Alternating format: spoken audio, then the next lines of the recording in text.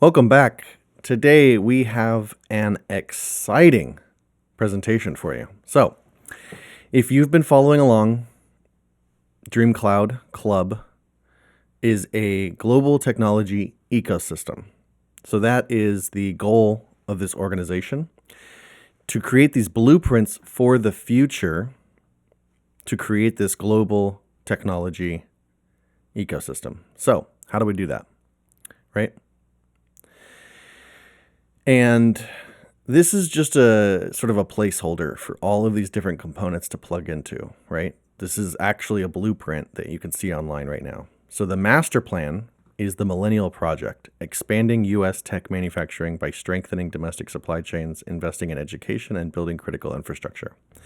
So everything that's involved in this expansion of U.S. tech manufacturing or our domestic supply chain, either way, and that actually includes retraining the workforce is and developing new cities. That's all in this Millennial Project. That's one.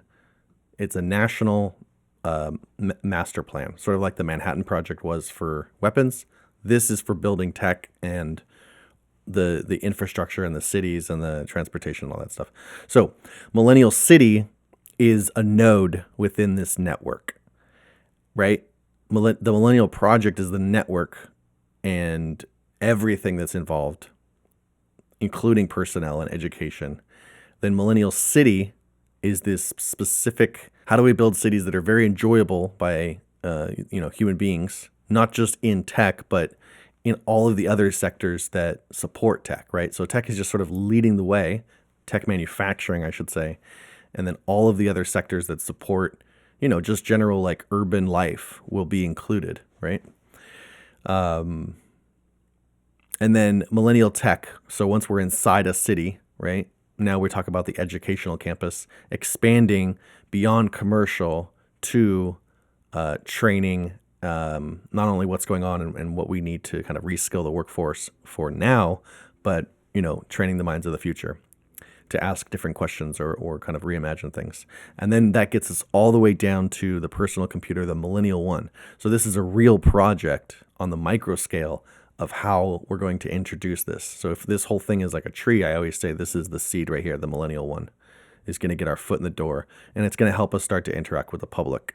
So it'll be a real dialogue between us and the general public, and then obviously contact us, right? So let's start at the top. Millennial Project, right? And if you know DreamCloud Club from before, my previous concept was to connect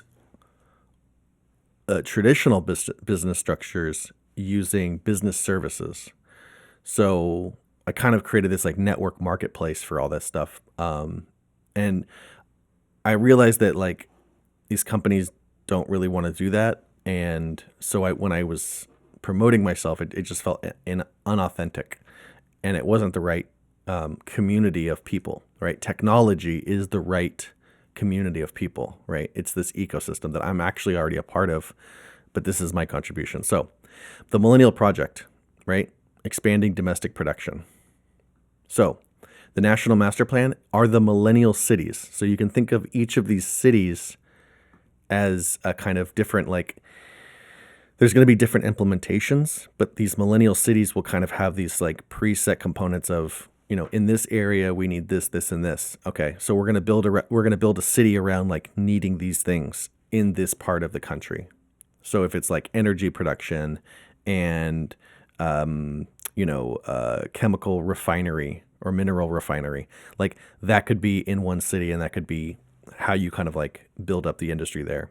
And then over there, you could have, in a different city, you could have chip manufacturing and a foundry and, people who assemble motherboards and, maybe create RAM or storage. So those things make sense together. Each city will be different, but the millennial city, the typology of these futuristic cities, and how do you make them dense, affordable, walkable, clean, public transportation, amenities, resources, how are they kind of like family friendly, with in terms of resources and things like that. So Millennial Texas is like an implementation of the Millennial City typology in a specific location that's just north of Austin, Texas. It's a waterfront location, but it's also on federal land, which is a part of the Freedom City Agenda 47, capabilities there. So once you're in there, then we start talking about the Technical Institute, right? So obviously each of these cities is going to have a school of some sort attached to it. And then there's going to be this greater online kind of university that everybody can have access to. As long as you want to learn tech, you're going to be given the resources to do so. This is like a complete reimagining and reengineering of the American economy based on technology. So automated manufacturing, tech supply chain. So we go into kind of like what the problem is right now with the American supply chain and how we're actually going to, use all this training and city building to fix that. And then the millennial one, as I alluded to, is that personal computer that's going to get us there. So let's start at the top, Millennial Cities. And again, this is just such a cool website because everything feeds into the next thing. And, at the bottom of the Millennial Cities, we go into like the next part. So we'll just keep flowing with this. There's the video presentation. And I should say that AI was so influential in making this website. And I still make these by hand using WordPress and certain tools. But all the images were created by AI. All the words here were created by AI. The videos were voiced over, text to voice AI. So I'm using DALL-E, I'm using 11 Labs, I'm using ChatGPT. There's a lot of AI. We'll talk about that later, but okay. So Millennial City is a multicultural urban environment. So these tech cities, and not every one of them, but I feel like the first couple, they need to be kind of these like multicultural international environments where people collaborate together, because we need to promote this like global collaboration and peace through technology, right? I think we can do it if we can sort of like get people on board that like this is more important now. We're as I say, we're moving beyond the age of global war into an age of global collaboration, and I think we can get there this way. So Agenda 47 Executive Order 10 Freedom Cities. So this was just like a Trump campaign idea. And I'm just kind of, he did say we're going to have a competition. I don't know if there's an open competition, but this is definitely like a plan to build all 10 cities. And then maybe this is sort of more of like what we're going to be looking for as we start to build these cities. So multicultural city, international metropolis. I basically want to make this a futuristic melting pot. So it's like, yeah, maybe America, it doesn't need to be a melting pot in every single neighborhood, right, across the U.S., but maybe we can have these strategic zones that are special economic zones. They're special multicultural zones where you can come here and you can do whatever you want. You can make progress. You can open source. You can come and work and learn and all that stuff. And the rest of the country doesn't have to feel like it's being invaded by, multiculturalism. So maybe we have these multicultural cities here. And this is kind of where you come to experience culture in America, and everywhere else can just be kind of like the suburbs and, the old style of Americana. So I'm kind of just, giving you if you want to keep progressing America and you want to grow and you want to, create stability and you want to attract more people and you want to create innovating and pushing the boundaries in technology and just getting smarter and having more fun and building more interesting cities. This is how we do it. So uniting global citizens, the multicultural stadium. So these are all cities, and all the cities are going to have this kind of like entertainment stadium. I'm not saying there's a sports thing going on here. There could be an occasional sports thing, but I think we need to keep it more for like music and live entertainment and shows and presentations and seminars and all that kind of stuff like that. So public transportation, walkable streets, embedded kind of like public transportation systems. So we need to think about people walking around, obviously on the surface level and kind of these like little catwalks and things, but underground there's this public transportation system. Affordable living, modular construction, prefab, factory built homes, all that jazz. This is a nuclear reactor. Again, you can go to it's dreamcloudclub.org, and then this one's Millennial City.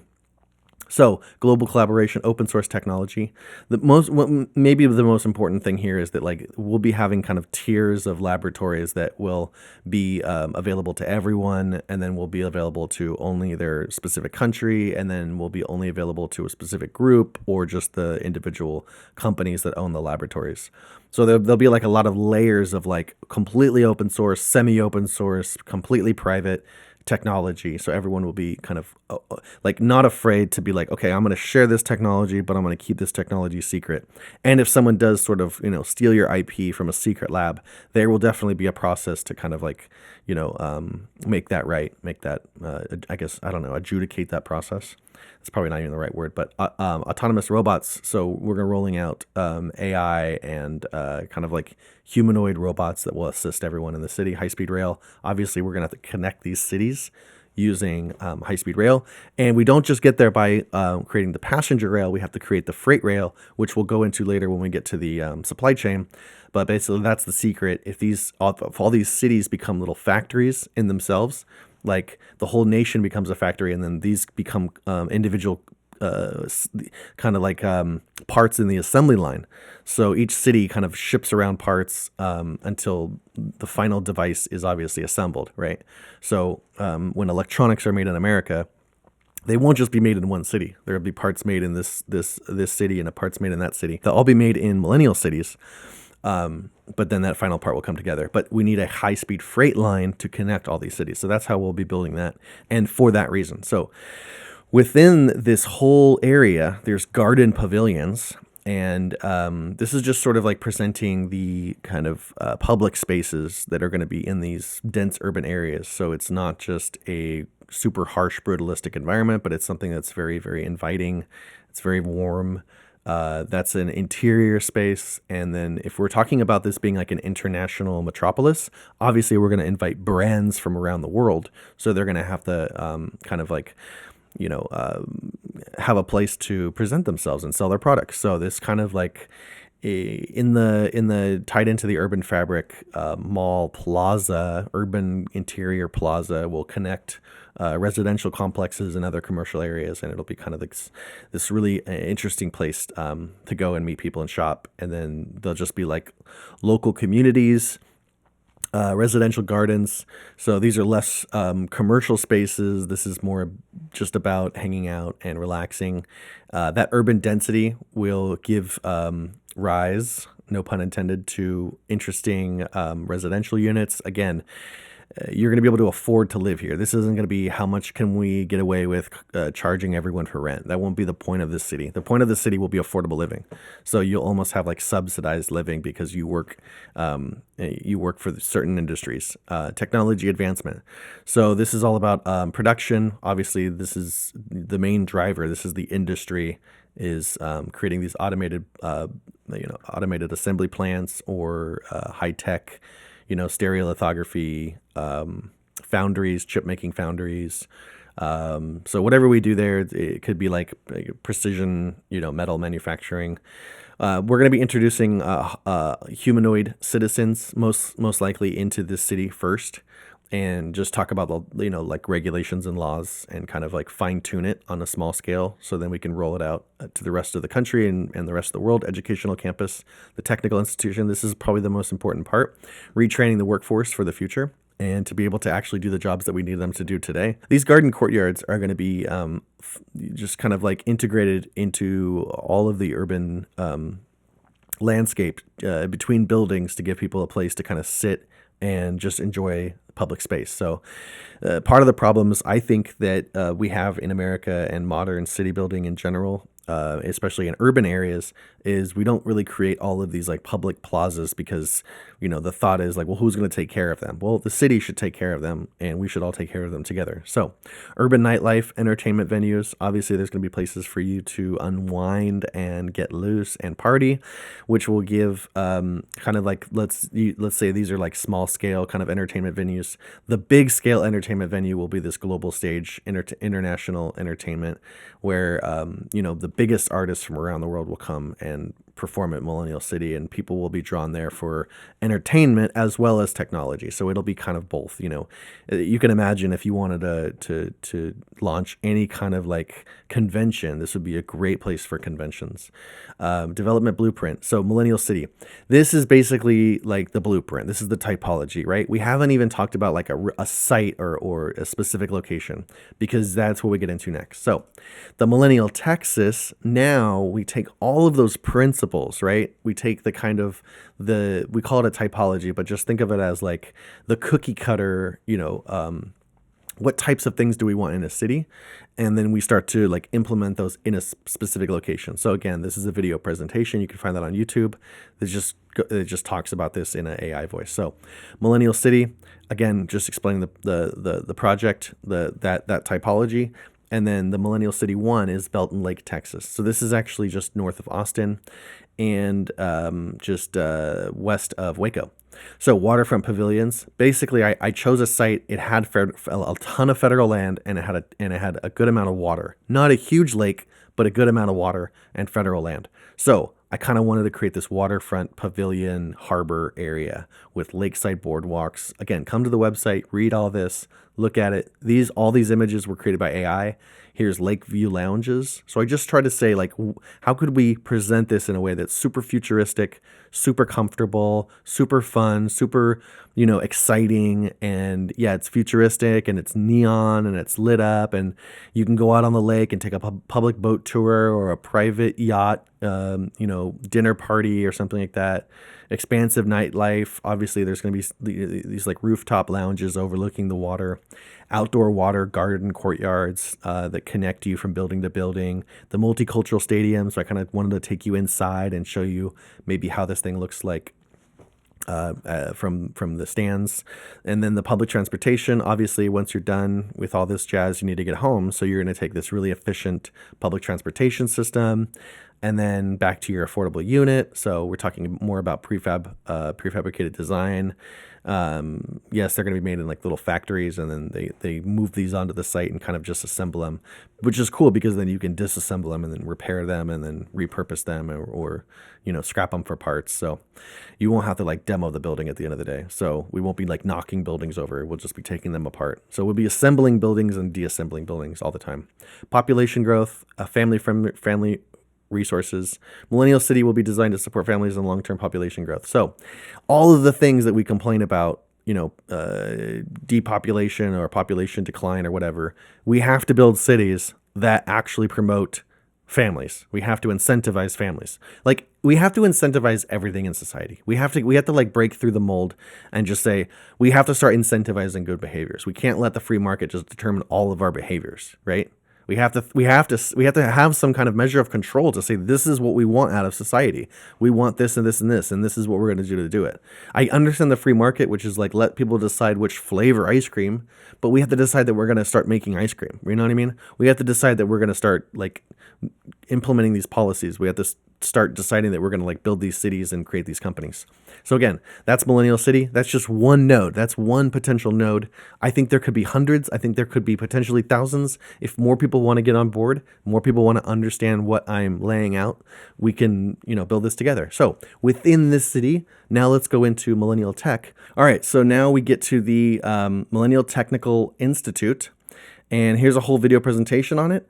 For the sake of this video, I'm not going to go into all of these different areas, but basically I take the whole curriculum and I break it down into 3 major categories, which are hardware, software, and then the kind of languages and systems, logic processes that connect those 2 components. So the physical manifestation, the foundries, the materials, all that stuff on one hand, and then the software, the design, the new stuff, the AI stuff, the machine learning, the large language models, all that.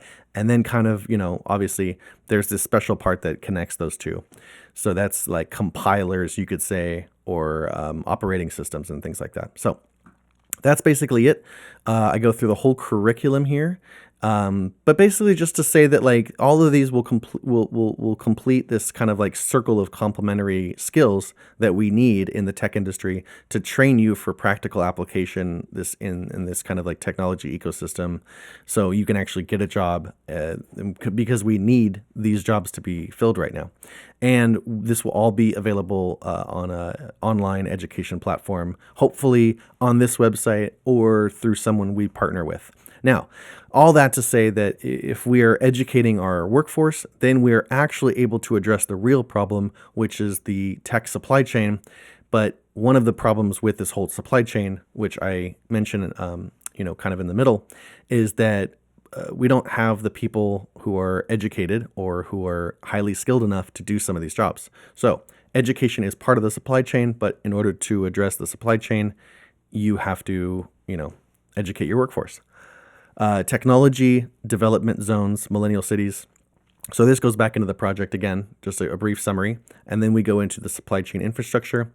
This will be the foundation for the next industrial revolution.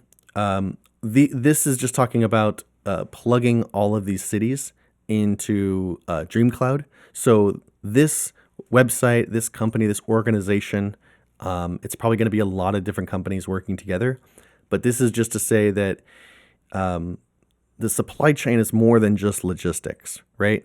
It's more than just you guys make something and you guys need something and we're going to help you guys trade, right?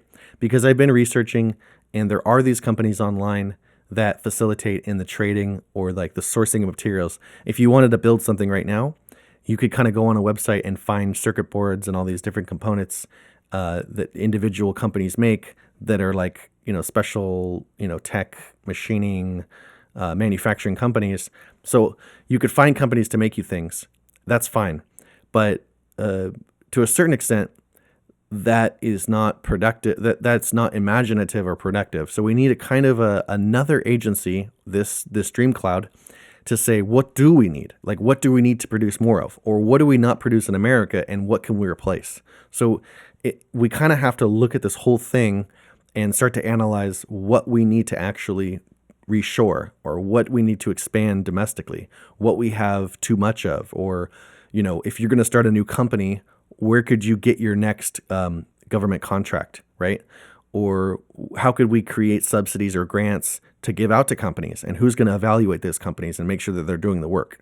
So if we're serious about expanding the supply chain and kind of expanding domestic manufacturing and making sure that all of our American-made electronics are actually made in America, or at least the ones that have American companies, we're going to have this company to not only talk to all of these different companies to make sure that they're sort of like getting the parts they need efficiently and cost effective, and that they can find an American supplier.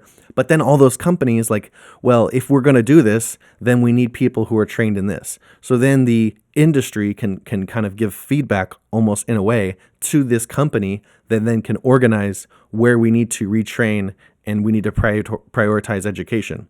So it's almost like if we're thinking, okay, in the next 5 to 10 years, we're going to need more people like this, then we can start to incentivize education, saying, okay, if you learn these skills, we're going to need these skills in the next 5 to 10 years. You're going to be rewarded more. So the more in demand a kind of field becomes, the more we can incentivize the people to learn that skill via the school and the programs.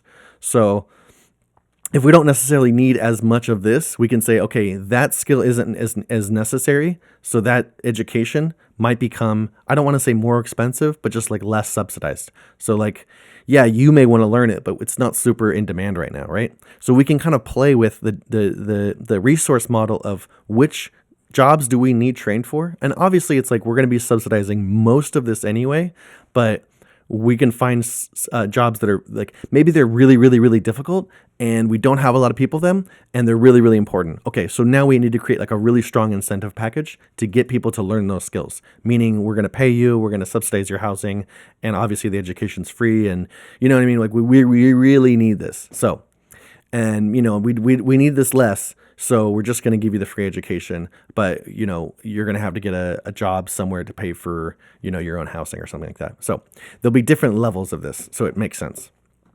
Again, so to do this, right, the technology production. So we're going to look at an American-made device, and we're actually going to take it apart piece by piece to understand where all these components are made. So central processing units, ultraviolet lithography, or extreme ultraviolet. A lot of these chips, again, these are the TSMC, the Taiwan chips. They're made in a big machine, which is that lithography machine by ASML from the Netherlands. They are building plants, and they call them foundries, in New Mexico, Arizona, Intel, TSMC. So they are expanding this production, and I believe that we should find these kind of TSMC, Intel chip foundries, and we should start to say, because they've already invested in these foundries, we should also invest in city building in those areas. So those are key locations where we can start to talk about building these little economic zones, right? But there's also lithium batteries. There's also the touchscreen display. There's also the memory, the hard drives, all the computer components inside.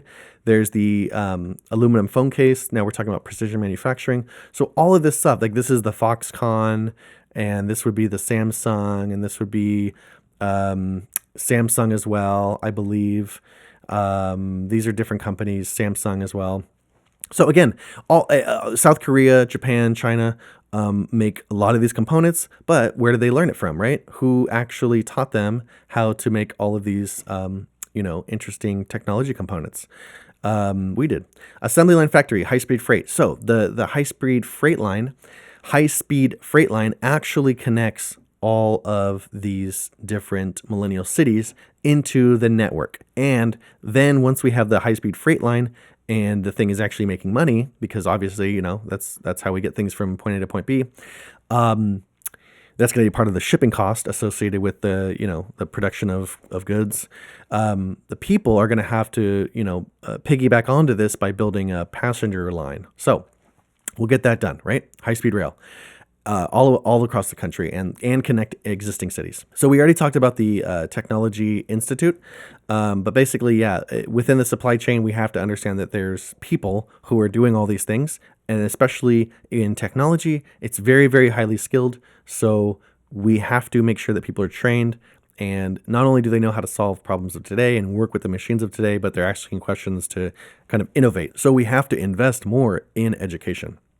So that makes this possible. Domestic supply chain, American manufacturing. That helps us make America build again, make America great again, make America smart again, all this stuff. If we want to develop as a nation, right? If we want to build, if we want to do nation building here at home, that's how we do it. And that was just learning about the supply chain. That was just sort of like all the different components that will help us build a supply chain. But what will actually do that is this, the Millennial One personal computer. And this is just something that is a consumer electronic, so it can get the public excited.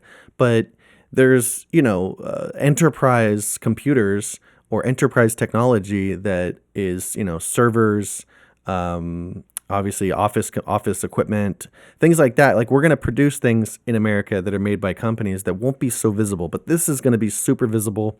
Here's a video presentation for you. You're going to be able to buy this computer in a computer store. It's going to be 100% made in America, right?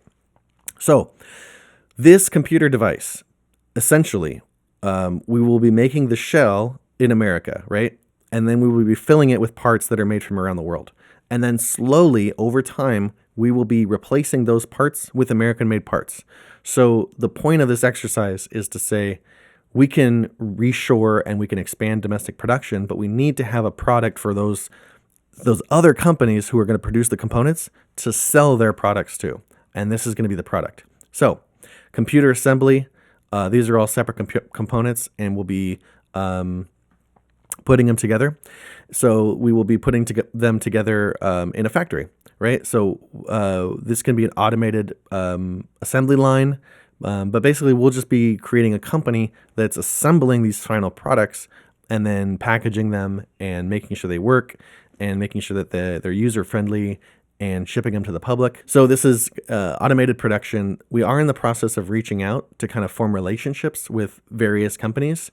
Obviously, because we're not selling these computers right now on the market, we don't need an automated factory. But at some point, it would be nice to talk about how this device could help us invest in automated factories so that we have the infrastructure for other people who need an automated factory. We could just expand what we're doing and include their, fabrication or assembly into our factory. So this could be a general purpose. I'm imagining maybe like a Foxconn. How do we build that in America? And how do we use automation to get there? How do we use this product to get us started? And then maybe we start to bring in other American computer companies, and we make all of the American computer companies in this one area. But obviously within that factory, you can kind of specify your own tools, and you can specify your own procedures and your quality controls and all that stuff. So custom production, precision metal manufacturing. So this is like we're looking to partner with people who make the shell right now. So this would be a precision metal manufacturer, and then that shell would get shipped to us, and then we would kind of assemble it with these existing components. Obviously, right now this would all be done one by hand. Check the operating system, check all of the components, making sure that the computer is, properly assembled and that it works, and we'll load it with some OS that you like. It'll be a super friendly user customer experience. And the Millennial One, the company, will be obviously selling you a computer, and you will be using a pre-existing operating system, most likely just a Windows for now. But we will still be kind of your, customer service agent. So if you have a problem with the computer at all, you can definitely reach out to us. We will help you as if we also made the operating system. Like we will help you with the PC, like the Windows operating system. And I think in the future we'll talk about this. We just want to be a really, really helpful computer company so that you go with us, and you know that if you buy a product from us, it's not just about the product, but it's about the whole, experience. It's about the whole learning and being able to know and just being able to understand how to use this product is important for me. So it's about the teaching as well. Computer attachments. So beyond the computer, the actual processor and everything like that, we're going to talk about the screens and the keyboards and speakers and mice, and kind of partnering with companies to make those, and then actually manufacturing those ourselves. Electronic devices. Obviously, once we do a computer, we can do a laptop and a tablet and a smartphone and other stuff. And once we start to do that, then we're starting to expand the American supply chain, and hopefully we're starting to inspire other companies to start. And we have a network. That's why this is called a club, Dream Cloud Club. If you're into tech or production or assembly lines or supply chain or education or any of these fields, manufacturing, or if you want to get into the media and the politics of it or whatever you want to do, this is going to help us grow the country, and this is going to help us create a clear vision of what we want to work towards, because we have to work together. And if we're going to work together, we have to have a project we're all working on. And this is a big enough project that's also well defined, because sometimes we're working on big projects, but they're not well defined and we don't know where we're making progress. But this is actually something that's tangible. So in addition to this computer being something that you can actually buy and just use and just say, look, now I've got a great computer. I invested in it. It's here. I have this great company. They're going to, help me use this computer. They're not just going to sell me something and then never talk to me again or give me bad customer service. They're always around. And this computer becomes an educational product. So this computer will help students learn. They can open it up. They can see the components. They can take it apart. They can do all that stuff. It's going to be a very kind of accessible tool, right? And then once we have all that, we can start talking about creating our own operating system. That's why I wanted to kind of like bake in the existing kind of customer service, because we can practice on Windows and just helping people. This will give us an opportunity to create these retail locations. Obviously, we're going to have computer stores, and you'll be able to bring your device in, repair it, buy new devices. And then this will allow us to expand and then start talking about, taking this money, this capital that we've made from this company, and building these millennial cities. So the Millennial One is the seed that will help us go back and expand and grow these millennial cities. So that's the presentation. If you'd like to, go to dreamcloudclub.org, see what we're working on. Before I go to contact, I want to go to the about. So just a little bit. So DreamCloud is essentially, you can think of it as a systems integration management company, creating this technology ecosystem, right? Because we've talked about this in terms of what the problems are with our existing supply chain. We've talked about it in terms of how can we use a American-made computer to start to address those problems, right? We've talked about it in terms of how can we build these new cities of special economic development zones that can, promote tech manufacturing in the country. Okay, and then how can we connect all those cities into assembly line so that they start talking to each other? Okay, but all of that is going to need some kind of a cloud system to integrate.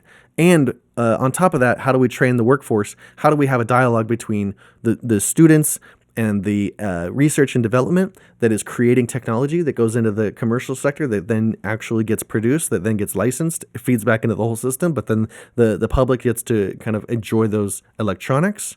But how do the companies also feed back information into the universities saying, we need to do more research in this area. We need to develop this more. These things could be improved. How could they be improved? So there's a constant dialogue happening between the commercial sector and the educational sector, the research and development, the university. That's why it's all free, because we need it to inform what businesses are going to be doing next. And that's why I give you this whole open source, kind of closed source, semi-open source, international global trading diagram, right? The technology ecosystem. That's what we're doing. That's what this company wants to be doing. It's not just going to be in the logistics of, hey, you guys need this and they sell this. This is where you can trade. It's way, way bigger than that. This is going to be, we're going to have to use machine learning. This is going to be this is going to inform a company, what they should be kind of investing in next, or who they should be kind of hiring next. So it's going to be one system, and each company is going to plug into this system, and they're going to have all the information and the support from every other company in the system. So that's how we're going to do this thing, right? Now, the workflow integration, artificial intelligence. I've used AI up and down this project. This is not my sole work. This is the work that I've created with artificial intelligence. So I'm very, very happy with where this is going. Contact us. So the DreamCloud Club is a collaborative development. Put your information here. Reach out to me. Send me a little message. Tell me what you think of this project. Tell me what you think we can improve right now. Again, this is the blueprint, right? Blueprints for the future. This is a way for us to move forward. The Millennial Project is a way for us to expand domestic tech manufacturing, millennial cities. This is a way for us to build cool futuristic cities. Millennial Tech, this is a way for us to educate the minds of tomorrow. And then the Millennial One, this is for us to create cool products and actually have these really cool made in America consumer electronic personal computers. Cool? So that's what I'm thinking. And if you want to, again, make America great again, if you want to make America build again, if you want to make America smart again, if you want to help, develop the nation, because that's kind of what I've been thinking is like, how do we move forward as a country? How do we move forward all together as one, right? Now, I know this is super about tech right now, but you got to think about it as like, this is the main driver. This is what we actually need to improve. And we can use this tech sector to move forward, and it will bring all the other sectors with us. So just think about this as technology is the leader. It's the most avant-garde sector, the most cutting edge industry. And if we innovate in this area, if we make investments in this area, then it will bring with it all of the other sectors and all of the other areas. And it will help us build these cities of the future, which will help us transform this country from what I would argue is a nation in decline, a nation in decay, a kind of a end of an empire, of a global kind of war effort, and we need to stop investing in that. And we need to take all the capital. Think about all the capital right now that we invest in war, and we invested in this. That's what we do right now. We take all the people, everyone who's invested in war, maybe not 100%, but maybe like 60% or whatever it is. We need to find the number, and we need to say, okay, now that we're shifting our whole frame of reference. It's not even just like, okay, I get it. Like, I made the argument before that war is bad and we shouldn't be doing it. But I think that it's more nuanced than that, because I think that there's so many industries and there's so much development and there's so much of the GDP and there's so much of the investment and there's so much of the stock market, and all that is like tied up in these companies that are making these military weapons products. And I think it's like to undo all that, you're going to cause super massive disruptions. So what we have to do is kind of like take all that energy that's flowing in this destructive direction and start to guide it into this more productive direction. And I think we can do it with this project, because we're talking about investments, we're talking about production, we're talking about, employing people, we're talking about growing GDP, we're talking about education, we're talking about manufacturing, and we will be shipping products, we will be producing things, we will be exporting. So we can do it this way, but it's gonna take a massive shift, and along the way there are going to be some kind of uncomfortable hiccups along the way, just because we're shifting like where things have been going, the momentum of the country. We need to kind of like take our focus off of world domination and world policing, and we're the superpower that's dictatorial, and if you don't do what we say, we'll destroy you. And look at other kind of redevelopment strategies. Look at what people are doing around the world, and when they invest in other countries and helping them and foster growth, teaching them things, and yes, getting paid in the short term while they are growing, and then leaving it up to them to handing off the technology to them to operate in the long term. So this is what we can do together. I think that this should be the new American dream. I think this will make America great again. I'm owning that phrase in a positive way. I think that so many people want to make that a negative phrase, but I've just shown you. Come on, I've just shown you a pretty great presentation here. So go check out the website. Send me an email if you're in these sectors. If you want to get started, kind of setting up the university, I'm down. If you want to get started producing this computer, I'm down. If you want to get started writing legislation, I'm down. If you want to get started raising funds, because that's the other thing. I've looked into crypto. I've looked into starting a, kind of like almost like a real estate development something. But this has to be financially, this has to be well managed. And that whole operation of just like, how do we get funds into this thing that's equitable for all people? And how do we offer the public a chance to invest in this thing before, maybe the some of the bigger players, so that their money actually means something. And I want to give everyone in America a chance to invest in this. And then we'll get kind of institutional wealth involved, so that everybody gets in the seed round. And this seed round is kind of Millennial One. Obviously, I'm going to build the computer. And then just to kind of, before I go, presentation's over, wrapping it up, I know. This is going to be kind of a placeholder, so that when we roll out Millennial Tech, you can just click on that, and it might be a different website. It might be a system where we give you vouchers. Hopefully we can give you vouchers to go learn at an accredited university, right? So this could just be like, how do we work with like the existing technology schools? So if you sign up through this system, you can actually get a free education, right? That would be great. And you could get a certificate or something like that. So if you really wanted to learn right now, you could use us to go learn at an existing online education system, online university, and you wouldn't have to pay for it, because you'd be coming through us. And so maybe we could subsidize that right there. When we start building the Millennial One, this is where we'll update you on the progress of that, and this website might become a store where you can actually buy the Millennial One, because I know how to integrate the shopping features. So this could be a marketplace to some extent, right? Millennial City. When we start reaching out to urban planners and architects and companies to design their factories and all that stuff, obviously, like, we're going to be updating, the progress of that. So this is going to be a place where people can reach out and get involved. Obviously, you can use the contact form. But also, this is going to be a place for the public to come and kind of stay updated. Obviously, I'm going to be using social media to do that. I'm thinking about maybe creating some kind of like user profile social thing on here, but I don't really know if that's completely necessary right now. So that is, in a nutshell, what DreamCloud is. That is what the Millennial Project is. That is what Millennial Cities are. That is what Millennial Tech is, and Millennial One. That's what this whole project is about. It's about expanding domestic tech manufacturing. It's about growing GDP. It's about promoting healthy living and city building. So that's how we transform the country. That's how we completely, transition the destiny of America. So thank you for coming here. Please send this to someone if you're interested in talking about this more. I've done a lot of research on how this has worked in other countries. So I have the references to say this is not a pipe dream. This is not something that is just made up in my own mind. This is something that the Chinese and the Japanese and the South Koreans all did following us being the absolute global leaders in technology, and then us losing because we've basically stopped manufacturing in this country. So we're going to get all that back. We're going to make this country great. We are going to improve lives. We're going to do this in an equitable way, and it's going to be fun. Okay, I promise you. And maybe this can help us stop fighting about so many other things if we start working on something collectively, so we have this shared dream. Because I believe that we can unite people if we have a shared dream. So this could be the answer to bring in this radical left and this radical right and all of the radical people in politics who are, disagreeing with each other and fighting.